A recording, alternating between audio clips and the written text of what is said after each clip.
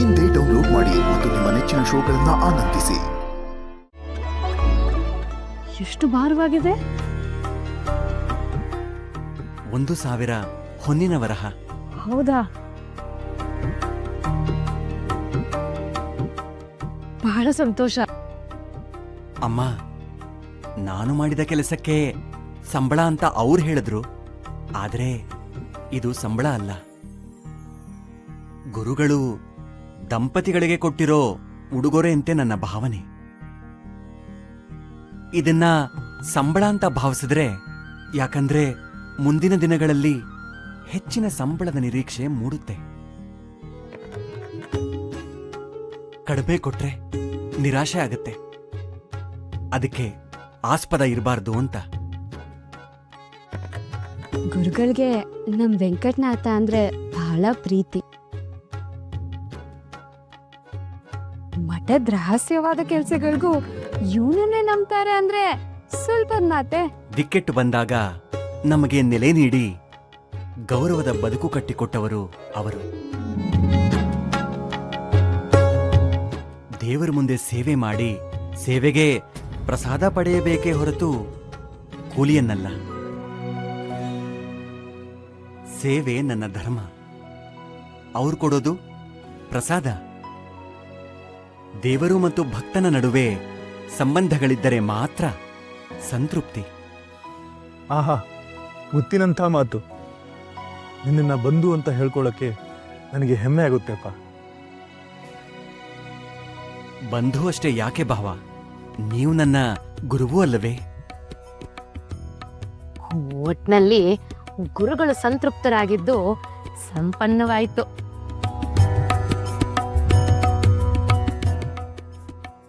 ಆದರೂ ನಮ್ಮ ಕಣ್ಣೆದುರಿಗೆ ಒಂದು ಕೆಟ್ಟ ಘಟನೆ ನಡೀತು. ಅದೇ ಬೇಸರ ಆಯಿತು. ಯಾಕೆ ಗುರುರಾಜ, ಅಂಥದ್ದೇನಾಯ್ತು? ಮನ್ಮಥ ಲೀಲೆಗಳೆಷ್ಟು? ಅವು ಯಾವುವು? ಸ್ತ್ರೀ ಪುರುಷರ ಸಮಾಗಮದಲ್ಲಿ ಅಂತರಾತ್ಮ ಏನು? ಇದಕ್ಕೆಲ್ಲ ಮೂಲ ಕಾರಣ ಆ ಗೋವಿಂದಾಚಾರ್ಯರು. ಇಷ್ಟು ವರ್ಷ ಮಠದಲ್ಲಿ ಉಂಡು ತಿಂದು ಆಶ್ರಯ ಪಡೆದ ಗೋವಿಂದಾಚಾರ್ಯರಂಥ ವ್ಯಕ್ತಿಗಳೇ ಉಂಡು ಮನೆ ಜಂತಿ ಎಣಿಸ್ತಾರೆ ಅಂದ್ರೆ ಬೇರೆ ಯಾರು ನಂಬೋದು? ಛೆ, ಮಠದಲ್ಲಿ ಮಾತ್ರ ಶತ್ರುಗಳಿರೋದಿಲ್ಲ ಭಾವ. ಮನೆ ಮನೆಯಲ್ಲೂ ಇರ್ತಾರೆ.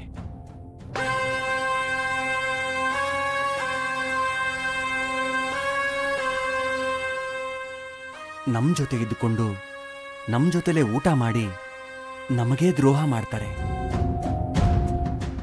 ಅವ್ರು ಮಾಡೋದು ಯಾರಿಗೂ ಗೊತ್ತಾಗಲ್ಲ ಅಂದ್ಕೊಂಡಿರ್ತಾರೆ. ಆದ್ರೆ ದೇವ್ರು ಅಂತ ಒಬ್ಬ ಇದ್ದಾನೆ. ಅವನು ಎಲ್ಲವನ್ನೂ ನೋಡ್ತಾ ಇರ್ತಾನೆ. ತಪ್ಪು ಮಾಡಿದವ್ರಿಗೆ ಒಂದಲ್ಲ ಒಂದು ದಿನ ಶಿಕ್ಷೆ ಕೊಟ್ಟೇ ಕೊಡ್ತಾನೆ.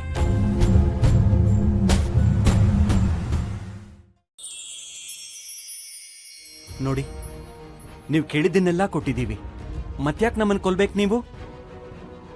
ನಮ್ ಸಾವಿಂದ ನಿಮಗೇನ್ ಲಾಭ? ನಿಮ್ಮಿಂದ ಆಗ್ತಿರೋ ನಷ್ಟನ ತಡೆದ್ರೆ ಅದೇ ನಮ್ಗೆ ಬಹು ದೊಡ್ಡ ಲಾಭ. ಏಯ್, ಏನ ಕಣಿ ಕೇಳ್ತೀರಾ? ಇವನ್ ಬದುಕಿರೋ ಅಷ್ಟು ದಿನ ನಂಗೆ ನೆಮ್ಮದಿ ಇಲ್ಲ. ಮುಗಿಸ್ಬಿಡ್ರು. ಏಯ್, ಇವ್ರಿಬ್ರನ್ನ ಜೀವಂತ ಸುಟ್ಬಿಟ್ರು.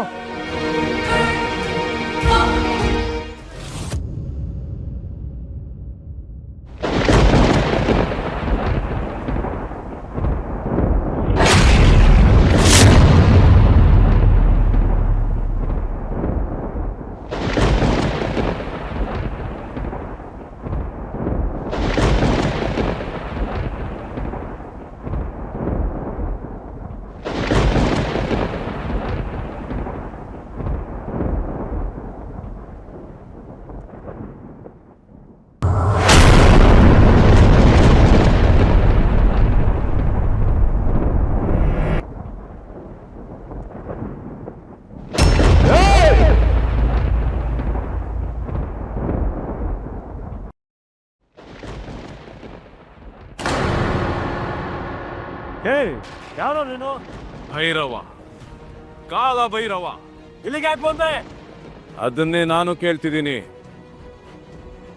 ಇಲ್ಲಿಗೆ ಯಾಕೆ ಬಂದ್ರಿ? ಈ ಜಾಗ ಸ್ಮಶಾನಕ್ಕೆ ಸೇರಿದ್ದು. ಈ ಸ್ಮಶಾನ ಜಾಗ ಎಲ್ಲ ನಂದು. ಆ ಸ್ಮಶಾನ ನಿನ್ ಜಾಗವ? ನೀನೇನ್ ಭೂತನೋ ಪ್ರೇತನೋ? ಭೂತ ಪ್ರೇತಗಳಿಗೆ ಮುಕ್ತಿ ಕೊಡೋ ಭೂತನಾಥ, ಸತ್ತವರಿಗೆ ಮೋಕ್ಷ ನೀಡೋ ಸೋಮನಾಥ, ಭಕ್ತರ ಪಾಲಿನ ಕೈಲಾಸನಾಥ, ಶಿಷ್ಟರ ಪಾಲಿನ ಅಮರನಾಥ, ದುಷ್ಟರ ಪಾಲಿನ ಪ್ರಳಯ ರುದ್ರನಾಥ, ಆ ಸ್ಮಶಾನದ ಕಾವಲುಗಾರ. ಕಾವಲುಗಾರನ್ಗೆ ಇಷ್ಟೊಂದು ಬಿರುದುಗಳ? ನಾವೆಲ್ಲೋ ನೀನೇ ಪ್ರಳಯ ರುದ್ರ ಅಂತ ಅನ್ಕೋಬಿಟ್ಟಿದ್ವಿ. ಈಗ ಈ 2 ಹೆಣ ಬೀಳುತ್ತೆ, ನಾಳೆ ಬೆಂಕಿ ಇಡುವಂತೆ. ಈಗ ಜಾಗ ಖಾಲಿ ಮಾಡು. ಇಲ್ಲ ಅಂದ್ರೆ ಈ 2 ಹೆಣಗಳ ಜೊತೆ ನಿನ್ನೇನೋ ಬೀಳುತ್ತೆ. 3 ಹೆಣಗಳು ಹದ್ದು ಕಾಗೆಗಳಿಗೆ ಆಹಾರ ಹಾಕ್ತೀರಾ? ಭೈರವ, ಇವ್ರು ಏನ್ ಮಾಡಕ್ಕೂ ಹೇಸವ್ರಲ್ಲ. ಇಷ್ಟೊಂದು ಜನ ಇದ್ದಾರೆ, ನಮ್ಮನ್ನ ಕೊಲ್ಲಬೇಕು ಅಂತ ನಿರ್ಧಾರ ಮಾಡಿದ್ದಾರೆ. ನಡುವೆ ನಮಗ್ ಸಹಾಯ ಮಾಡಕ್ ಬಂದು ನಿನ್ನ ಪ್ರಾಣ ಯಾಕೆ ಕಳ್ಕೋತೀಯ? ದಯವಿಟ್ಟು ಹೊರಟು ಹೋಗು. ಹೌದಣ್ಣ, ನಿಮ್ ಜೀವ ಆದ್ರೂ ಉಳಿಲಿ, ದಯವಿಟ್ಟು ಹೊರಟೋಗಿ. ತಾಯಿ ಮನಸ್ಸು ಮಾಡಿದ್ರೆ ನಿಮ್ಮ ಯಜಮಾನ್ರೆ ಇವ್ರನ್ನೆಲ್ಲ ಯಮಲೋಕ ಕಟ್ಟಬಹುದು. ಆದ್ರೆ ಅವರು ನಾನ್ ಸಹಾಯ ಮಾಡ್ಲಿ ಅಂತ ಕಾಯ್ತಾ ಇದ್ದಾರೆ. ನಿಮ್ಮ ಕೂದಲು ಕೊಂಕದ ಹಾಗೆ ನಿಮ್ಮನ್ನು ಮನೆಗೆ ತಲುಪಿಸೋ ಜವಾಬ್ದಾರಿ ನಂದು. ಏನು ಹೆದರಬೇಡಿ. ಏನ ನಮ್ಮನ್ನೇ ಯಮಲೋಕ ಕಟ್ತೀನಿ ಅಂತ ಹೇಳ್ತೀಯಾ? ಇಷ್ಟು ಮಾತಾಡಕ್ಕೆ ನಿನ್ನ ಬಿಟ್ಟಿದೆ ತಪ್ಪಾಯ್ತು. ಏಯ್, ಮೊದ್ಲು ಇವನೇ ಸುಟ್ಟಾಕ್ರೋ.